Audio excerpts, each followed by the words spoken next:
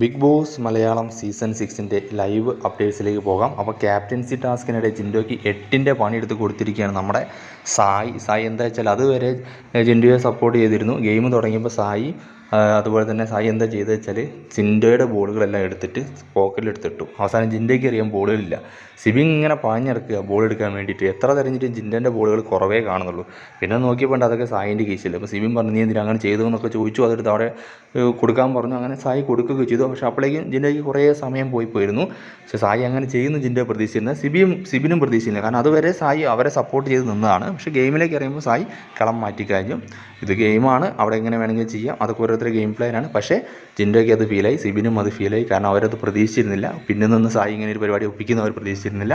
സായിയെ വെച്ച് നോക്കുമ്പോൾ അത് അയാളുടെ ഒരു ഗെയിം പ്ലാനാണ്. പക്ഷേ ജിൻഡോയുടെ വിശ്വസിക്കുമ്പോൾ അയാളുടെ വിശ്വാസത്തെയാണ് അവിടെ സായി നഷ്ടപ്പെടുത്തിയത്. ജിൻഡോ അത് തുറന്ന് ചോദിക്കുകയും ചെയ്തു. സായിൻ്റെ അടുത്ത് പോയിട്ട് എന്തിനാണ് അങ്ങനെ ചെയ്തതെന്നൊക്കെ ചോദിച്ചു. പക്ഷേ സായി ഒരു കോമഡി രൂപത്തിൽ അതാക്കി കാണുന്നു.